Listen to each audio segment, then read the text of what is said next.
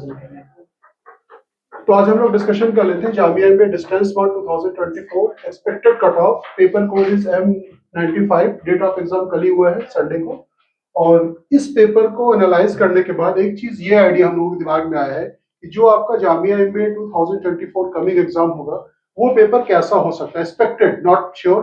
जामिया में बार बार कहूंगा बहुत अनसर्टेन एग्जाम होता है, इसको प्रिडिक्शन करना क्वाइट इम्पॉसिबल है। फिर भी जो हमने एनालाइज किया, सर ने भी काफी एनालाइज किया है, तो वो किस तरह का पेपर आएगा इस वीडियो के लास्ट में हम लोग बताएंगे। आपको थोड़ा सा आइडिया लग सकता है पेपर देख करके, आप भी अगर देखेंगे, और पेपर का लिंक भी डिस्क्रिप्शन में दे दिया जाएगा, आप लोग डाउनलोड कर लें और डाउनलोड करने के बाद पेपर को एक बार एनालाइज करें। एक आइडिया होगा कि कितनी चीजें सिलेबस के अकॉर्डिंग आई है, कितनी चीजें बियॉन्ड सिलेबस आई है। तो सर जीके और इंग्लिश का बताएंगे, मैं रीजनिंग और मैथ्स का बताऊंगा। तो पहले हम लोग इसका डिस्कशन कर लें सर। तो जो जामिया डिस्टेंस बोर्ड से जो एग्जाम होता है उसमें नंबर ऑफ सीट्स है टोटल 100 है, टोटल नंबर ऑफ क्वेश्चन भी 100 आते हैं, और ड्यूरेशन इसमें टाइम थोड़ा आपके एमबीए अगर फुल टाइम से कंपेयर करें कंपेरेटिवली ज्यादा है, 1.2 मिनट्स का टाइम आपको मिल जाता है।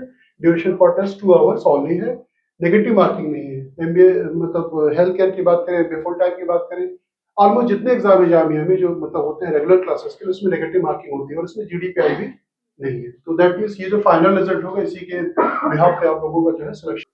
तो कट ऑफ तो वैसे कई फैक्टर्स पे डिपेंड करता है, लेकिन ये जो जामिया डिस्टेंस मोड का है ज्यादातर मेजर ऑफ स्टूडेंट्स ऐसे देते हैं those who are very talented, लेकिन वो क्या होते हैं जॉब कर रहे होते हैं या मतलब पढ़ाई थोड़ा सा ब्रेक ले लिया है, उसके बाद वो चाहते हैं डिस्टेंस मोड से, क्योंकि एमबीए की वर्क आप लोगों को पता है, स्पेशली जामिया से करना हो तो बहुत सारे बच्चे जो चेज करते हैं विदिन, अगर वो मतलब डिस्टेंस मोड से क्यों ना करना हो। तो इसमें जो बच्चे होते हैं वो कोचिंग वगैरह नहीं लेते हैं, तो उनकी नॉलेज रस्टी हो जाती है। टैलेंटेड बच्चे होते हैं नो डाउट। अक्सर अभी जो जिस बच्चे से मैंने पेपर लिया, साइम नाम है और ये बीटेक है, अभी एमबीए करना चाह रहा है, मतलब इसकी जॉब भी थी, उसके बाद जो भी होगा अब इसको एमबीए करना है, तो डिस्टेंस मोड से जा रहा है। तो नॉलेज तो है, लेकिन इसमें बहुत सारे क्वेश्चन ऐसे आए हैं कि जो मतलब 12th क्लास क्या मतलब 10th की प्रोबेबिलिटी वगैरह के ऊपर बेस्ड है, तो रस्टी हो जाता है, भूल जाता है। जिन लोगों ने रिवाइज किया इसी वजह से इसकी मेरिट हाई नहीं जाती, जिन लोगों ने रिवाइज किया उनको डेफिनेटली बेनिफिट्स मिलेगा।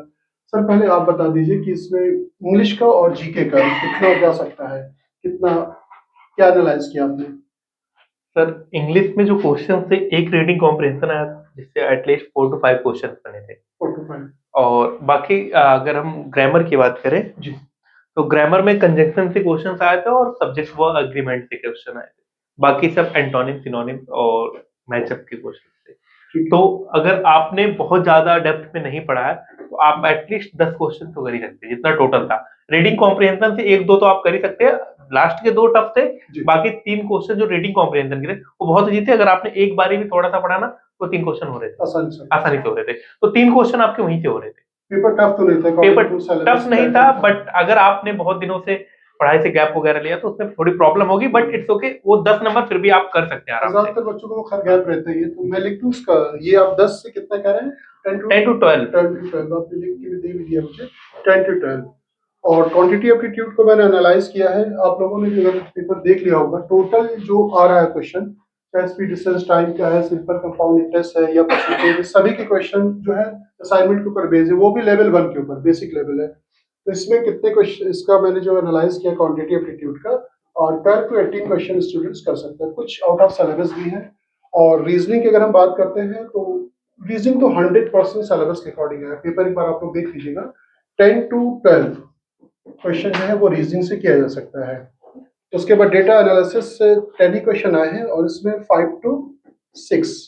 और knowledge about economics and business environment, ये किससे आया था क्वेश्चन? सर जो ये जीएस का जो पार्ट है इसमें बेसिकली करंट अफेयर्स ही था पूरा ना, कुछ यानी polity, history, geography, nothing, only current affair. और करंट अफेयर्स में डेप्थ में था एकदम नॉर्मल था, जैसे कोई अगर स्कीम आई है जो बहुत फेमस है, तो स्कीम तो सबको पता है, बट पूछ लिया था इस स्कीम को कितने रुपए एलोकेट किए गए हैं, तो मतलब उस स्कीम फेमस है बट रुपए नहीं फेमस है ना उसमें, तो रुपए पूछ लिया गया था। और बाकी जो कुछ अवार्ड्स वगैरह आए थे, अवार्ड फंक्शन, हाँ अवार्ड फंक्शन से क्वेश्चन आए थे जो बहुत इजी थे और हर किसी को लगभग पता है। और आप लोगों को शायद पता भी होगा अवार्ड फंक्शन जो आता है बिजनेस एनवायरनमेंट में ही आता है, जो कोई अगर चीफ गेस्ट भी अगर इंडिया में आता है वो इसी इसमें जाता है, बिजनेस इकोनॉमिक्स उसी में आएगा। तो इसमें कितना सर आपने बताया है? इसमें से वही 10 to 12 ही हो सकता है, क्योंकि इसमें नेगेटिव मार्किंग नहीं है, तो बच्चे ये ट्राई करते हैं कि हम पूरे 100 क्वेश्चन लें। तो इसका अगर हम सम करते हैं तो ये आता है 47 to 60, लेकिन ये एक्चुअल मेरिट नहीं होगी। हाँ, एक्चुअल जो मेरिट 50 के नीचे ही रहेगी। मेरिट 50 के मेरिट नीचे। हम लोग डिस्कस कर लेते हैं इसका। लिस्ट आई थिंक कैमरा में दिख नहीं रही होगी, मैं बाद में शेयर कर दूंगा। ये लास्ट ईयर का रिजल्ट था। जर्नल का जो गया था वो 47, मुस्लिम का 44, मुस्लिम ओबीसी का और एसटी का 42, और मुस्लिम वीमेन का है वो 42। अच्छा देखिए, जर्नल और इसका मुस्लिम का गैप जो है ना वो कम होता जा रहा है। लास्ट ईयर भी अगर आप रिजल्ट देखेंगे, जब ये फुल टाइम की अगर हम बात करें, तो मुस्लिम का जो था, जर्नल का 105 था, मुस्लिम का जो था वो था 103, 2 मार्क्स का डिफरेंस। तो यहाँ भी देखिए जो लास्ट ईयर में डिफरेंसेस है क्या है, कम है। ये क्या रिफ्लेक्ट करता है पता है? एप्लीकेंट मुस्लिम ज्यादा बढ़ते जा रहे हैं, कैंडिडेट जो ज्यादा बढ़ रहे हैं। तो ये मुस्लिम देखिए, जर्नल का क्या है, कैंडिडेट मतलब सिर्फ 3 मार्क्स का डिफरेंस है। तो final cut off just sir जो आपने बता भी दी है, तो बोलिए तो मैं लिख दूं इसका जो हम लोगों ने कैलकुलेट कर लिया, डायरेक्टली लिख देते हैं, बच्चों को समझ में आ जाएगा। ये है जर्नल का जो जा सकता है वो कितना, 45 to 50, ये जनरल का कट ऑफ हो सकता है। इससे कम भी हो सकता है, वेरी भी कर सकता है, और थोड़ा ज्यादा भी जा सकता है। ज्यादा जाने की पॉसिबिलिटीज कम ही है, और कम जा सकता है। 40 to 45 ये मुस्लिम की अगर हम बात करते हैं, और मुस्लिम ओबीसी एसटी की अगर हम बात करते हैं तो ये अप्रॉक्स 37 to 40, और मुस्लिम वीमेन की अगर हम बात करते हैं तो ये आएगा 38 to 42। और सर इस बार हो सकता है ना कट ऑफ कम भी जाए, क्योंकि लास्ट ईयर के अकॉर्डिंग ना इस बार एग्जाम लगभग 3 महीने पहले हुए। 3 महीने, हाँ, लास्ट ईयर जुलाई में हुआ था, जुलाई में हुए थे, और इस बार मार्च में ही हो गए। तो टाइम कम मिला, इस वजह से कट ऑफ कम भी जा सकता है। तो कट ऑफ वेरी करेगा। जिन लोगों का मार्क्स इससे कम है, वरीड होने की जरूरत नहीं है। और वेटिंग लिस्ट जो आती है दोबारा, वेटिंग लिस्ट की हम बात कर लेते हैं। वेटिंग लिस्ट ये 4th वेटिंग लिस्ट है, लास्ट ईयर की हम लोग शेयर कर रहे हैं, और ये 4th है। तो एमबीए फुल टाइम की भी 4-5 आई जाती है, हर कोर्सेज की ऑलमोस्ट आती है 4-5। और इसमें जर्नल का जो गया था वो 35, जर्नल का मैं लिख देता हूँ यहाँ पे अगर आपको नहीं दिख रहा है, 35। और मुस्लिम की जो लास्ट जो वेटिंग थी यानी कि 4th वेटिंग वो 34, और मुस्लिम वीमेन की क्या थी, 32। और इस पेपर को देखने से एक सबसे बड़ी चीज ये हमने जो एनालाइज की है, सर ने भी एनालाइज किया अच्छी तरह से, कि जो पेपर आएगा मोस्ट प्रोबेबली जो एमबीए फुल टाइम का, सबसे ज्यादा प्रॉब्लम आती है एमबीए फुल टाइम में। बीबीए का पेपर टू द पैटर्न आता है, सेम हर साल आता है, बहुत लिटिल बिट चेंजेस होती है। एमबीए हेल्थ केयर का भी सेम पैटर्न पे आ रहा है पेपर, ठीक है। थोड़ा सा ये हो रहा है, साइंस के क्वेश्चन कुछ कम हो रहे हैं, ये भी आप लोगों के लिए बेनिफिशियल होगा, जो बच्चे मतलब जिनका बैकग्राउंड साइंस का नहीं है। लेकिन MBA full time not sure, सबसे जो ज्यादा प्रॉब्लम होती है एमबीए फुल टाइम के लिए होती है। तो इस पेपर को देख करके एक गेस कर सकते हैं, नॉट श्योर, ये लोग आप लोग मतलब दिमाग में सेट मत कर लीजिए कि ऐसे ही पेपर आएगा, क्योंकि जामिया एमबीए एंट्रेंस एग्जाम बिल्कुल अनसर्टेन एग्जाम होता है।